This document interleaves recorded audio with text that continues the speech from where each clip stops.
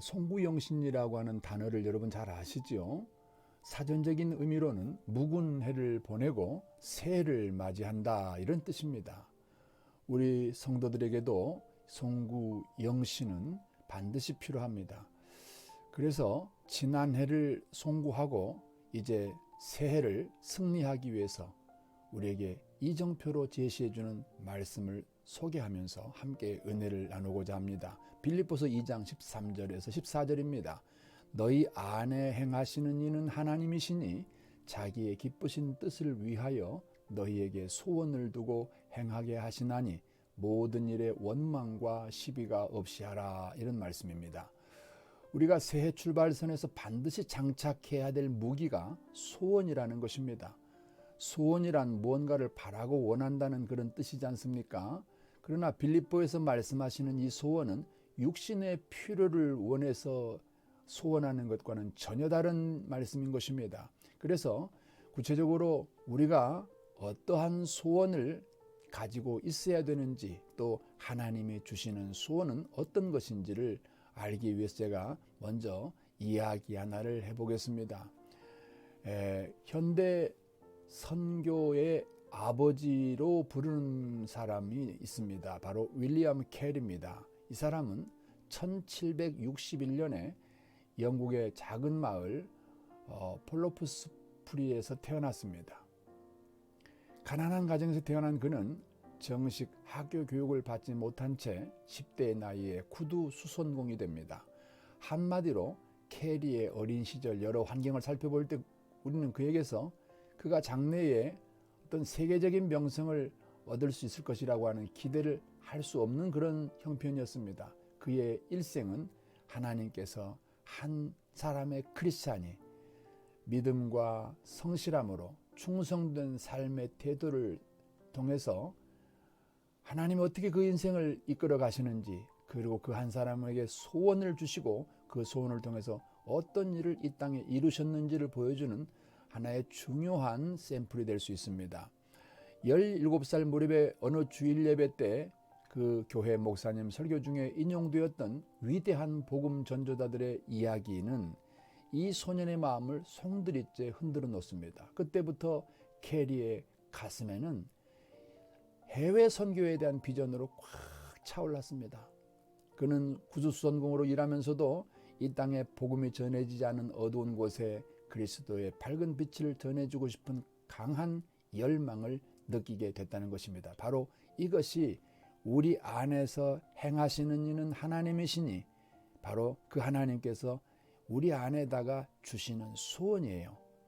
바로 이것입니다. 그래서 그 윌리엄 캐리는 20세에 도로시라는 여인과 결혼해서 가정을 꾸미게 되었으나 여전히 가난했고 가끔 굶주리며 여전히 빚을 지며 살고 있었습니다. 그러나 이 캐리 안에는 불붙은 하나님의 소원, 즉 세계 선교에 대한 비전과 또 말씀이 그를 붙들었습니다. 사도행전 1장 8절 말씀, 오직 성령이 너희에게 임하시면 너희가 권능을 받고 예루살렘에서부터 해서 사마리아와 땅끝까지 이르러 내 증인이 되리라는 이 말씀이 점점 그 안에 굳어져만 갔습니다. 바로 이것이 하나님께서 그 안에 주시는 소원이 이렇게 장착되고 있다는 것입니다. 그 후 게리는 이사야서 54장 2절과 3절 말씀에서 네 장막틀을 넓혀라. 이는 네가 좌우로 퍼지며 네 자손은 열방을 얻으며 황폐한 성읍들로 사람 살 곳이 되게 할 것임이라는 말씀을 간절한 기도 가운데 늘 고백하며 이렇게 늘 입으로 선포합니다. 하나님으로부터 위대한 일을 기대하라. 하나님을 위해 이 위대한 일을 시도하라. 이렇게 늘 고백합니다. 하나님이 나와 우리 모두를 위해서 세계 선교의 역사를 이루실 때 바로 이러한 캐리의 변화와 같은 변화가 우리 안에서 출발하고 시작되는 것입니다. 1793년 캐리가 32살 되었던 때 그는 인도 영혼들을 향하는 상한 목자의 심정을 안고 인도 선교사로 가고자 결단합니다. 그러나 그 길을 가로막는 많은 장애물들이 있었어요. 그 중에 첫째가 바로 아버지였습니다. 아버지는 캐리가 그와 같은 자신의 소원을 이야기하자 한마디로 말합니다. 미친놈아, 그렇게 말합니다. 두 번째는 그의 아내입니다. 그의 아내는 평범한 주부였기에 평범한 살기를 원해서 남편의 생각을 반대했고요. 세 번째는 교회 성도들이었습니다. 성도들이 그의 얘기를 들으면서 모두가 다 반대했던 것입니다. 그러나 우여곡절 끝에 게리는 아내와 가족들과 함께 인도로 향하는 배에 오릅니다.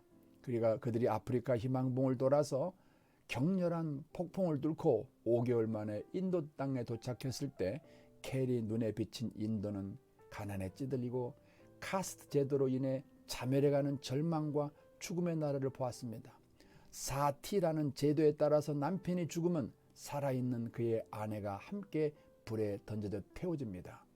또한 겐지스 강가에서는 겐지스 강의 여신이여 영광을 받으소서라고 외치며 어린 아이들을 제물로 악어가 득실거리는 강에 던지는 그런 미신으로 가득한 그런 나라, 그런 모습을 그가 보았던 것입니다. 게리는 저들에 대한 동정을 느끼면서 선교사에게 뛰어듭니다. 하지만 6개월이 지나도록 전도한 사람도 없습니다. 한 사람도 못합니다.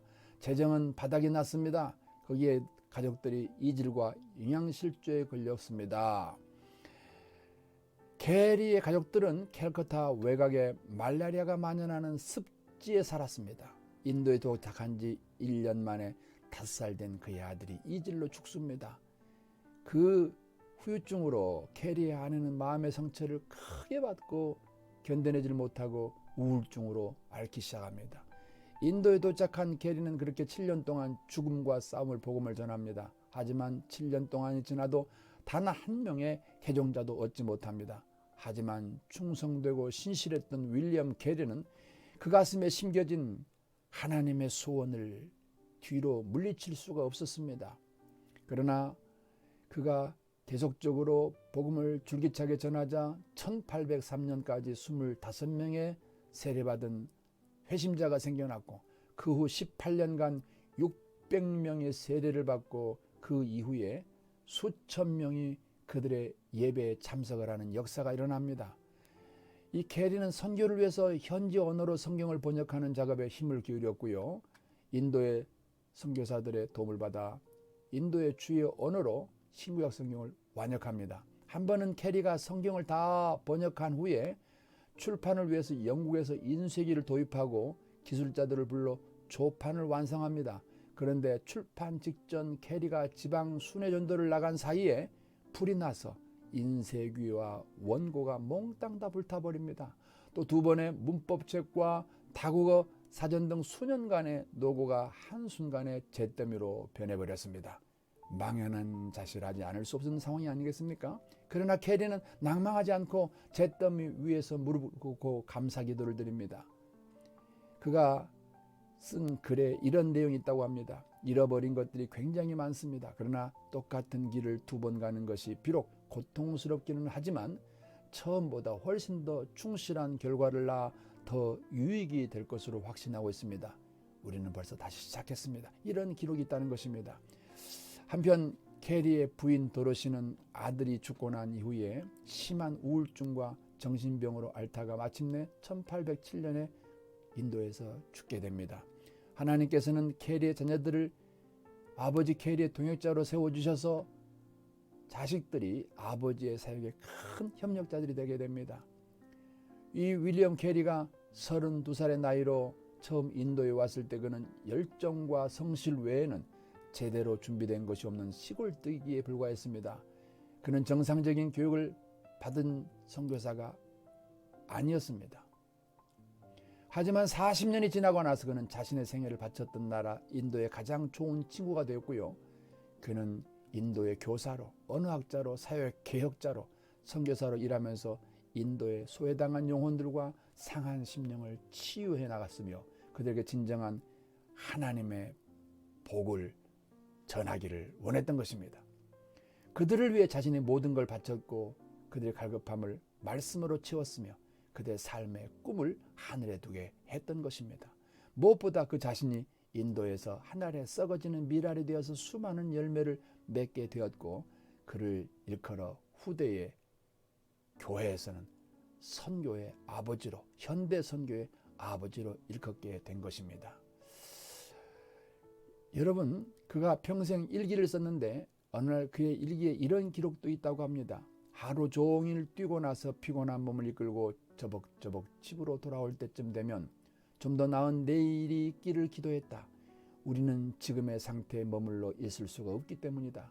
하나님의 약속이 내 마음속에 새겨질 때마다 내 영혼과 몸은 다시 힘을 얻고 우린 절대로 실패할 수 없는 사람이라는 믿음을 확실히 가지게 된다. 우리는 없어지지 아니할 영원한 유업을 받은 자들로서 이 땅에 함께 가야 할 영혼들을 찾아서 전도를 멈출 수가 없다. 다시 한번 견뎌내자. 주님이 오시는 그날까지. 이렇게 글을 썼다고 하는 것입니다. 그가 임종할 때 그 옆에 있던 사람이 물었대요. 비문은 뭐라고 쓸까요? 그가 말합니다. 죄 많고 약하며 능력 없는 벌레 같은 내가 하나님의 거룩한 손에 기대어 잠드나이다. 이렇게 쓰라고 했다는 것입니다. 게리는 평생에 자신은 능력 없는 벌레라는 생각을 품고 살았다는 것이죠. 모두가 후대가 존경하는 위대한 선교의 업적을 이루었지만 자신이 벌레 같은 존재라는 생각을 잊은 적 없는 겸손한 사람이었다는 것입니다. 여러분, 지금 말씀드리는 것은 하나님께서 신년을 시작하는 우리에게 주시는 반드시 장착해야 될, 신년의 출발에서는 장착해야 될 무기가 소원이라는 것을 말씀드리고 싶어서 그런 것입니다. 소원은 사람이 자기의 육신의 것을 얻기 위해서 비나이다 하는 그런 소원과는 다른 얘기하지 않습니까? 우리가 하나님의 사람으로 태어나는 것을 중생이라고 합니다. 한 사람이 예수님을 통해서 새로 태어나면요, 성령께서 그 안에 내주하십니다. 요한복음 10장 17절에서는 그는 너희와 함께 거하시며 또 너희 속에 계시겠습니다. 이와 같이 하나님께서 성령으로 우리 안에 계시다는 말씀이 있습니다. 그리고 고린도서 3장 16절 17절 말씀은 너희가 하나님의 성전인 것과 하나님의 성령이 너희 안에 거하시는 것을 알지 못하느뇨, 이렇게 말씀하시고요. 고린도전서 6장 19절에서는 너희 몸은 너희가 하나님께로부터 받은 바 너희 가운데 계신 성령의 전인 줄을 알지 못하느냐, 이렇게 말씀하십니다. 하나님은 우리 안에 사십니다. 거주하십니다. 내주하신다는 말인 것입니다. 여기서 그 하나님께서 우리 안에서 우리를 통해서 하시는 일이 소원입니다. 우리 안에서라고 하는 것은 우리를 통해서라는 뜻입니다. 예수 그리스도 안에서 우리를 구원하신 목적이 바로 우리를 통해서 이 땅에 하실 일을 하시기 위해서인 것입니다. 우리 안에서 행하시는 하나님께서 구체적으로 우리 인생을 사용하시는 것은 두 가지입니다. 첫째로 소원을 두고 행하신다는 것입니다. 여기서 소원을 두고 행하다로 번역된 헬라어 텔로는 마음을 내키게 한다, 그런 뜻이에요. 하나님은 우리에게 억지로 일하게 하지 않습니다. 하나님은 우리에게 하늘의 일을 하게 하시기 전에 먼저 그 하고 싶은 소원을, 큰 의욕을 일으켜 주십니다. 소원이 막 부를 듯 일어난다는 것이죠. 꺼지지 않는 소원을 갖게 하신다는 것이죠. 그래서 하나님의 뜻을 이루어갈 수 있도록 인도에 가십니다.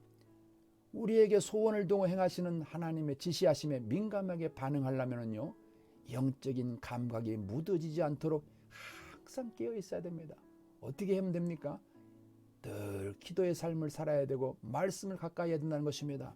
말씀을 묵상하고 우리 소만TV를 통해서 들려지는 말씀에 늘 귀를 기울여야 됩니다. 그리고 나눔을 통해서 그 말씀이 내게 주시는 말씀이 될 수 있도록 받아야 된다는 것입니다. 두 번째로 하나님께서는 그 하나님 자신의 기쁘신 뜻을 위하여 일하게 하시는데 먼저 소원을 두고 일하신다 그랬잖아요. 바로 소원은 어떤 것이냐 하면 하나님이 우리를 통해서 하실 일을 우리의 가슴속에 심어준다는 겁니다. 우리가 가지고 있는 은사들이 있죠. 이 은사라는 것은 하나님께서 하나님의 일을 할 수 있도록 우리에게 주신 무기예요. 원천적인 어떤 재능, 능력들인 것입니다. 그래서 이 일을 함에 있어서 원망과 시비가 없이 하라는 말씀이 빌립보서 2장 14절에 있습니다. 하나님의 소원을 따라서 하나님의 일을 함에 있어서 우리가 그 음성을 들었을 때 어떤 자세로 일해야 될 것인가 하는 말인 것입니다. 바로 원망과 시비가 없이 하라는 것입니다. 이 원망에 해당하는 헬라어는 공비스모스라는 말인데요. 불만을 가지고 속으로 투덜거린다 이런 뜻이에요. 일 자체에 대한 의미나 보람을 갖고 있지 못할 때 나타나는 그런 증상 아니겠습니까? 여러분, 하나님의 소원을 무시하지 마세요. 하나님의 소원을 부정하지 마십시오. 그래서 원망하지 말라는 것입니다. 두 번째는 시비가 없이 하를 때, 시비로 번역된 헬라어는 디알로기스모스라는 말입니다. 이 말은 의심하거나 망설이지 말라는 것입니다. 지금 주님이 주시는 이 소원에 대해서 어떤 자세를 가지고 있는지 우리가 한번 생각해 봐야 됩니다. 감사와 확신으로 하야지 원망과 시비로 하지 말라는 것입니다. 감사와 확신은 하나님께서 우리 안에서 일하고 계시다는 내적인 증거인 셈인 것입니다. 사랑하는 이 방송을 들으신 주의 백성 여러분, 신년을 시작함에 있어서 바로 이 하나님의 소원을 장착하시고 이 소원 안에서 하루 매 시간 살아갈 수 있는 여러분 되시기를 축복합니다. 감사합니다. 삶의 작은 일에도 그 마음을 알기 원하는 그 길, 그 좁은 길로 가기 원해. 나의 작음을 알고 그분의 크심을 알며 소망 그 깊은 길로 가기 원하네.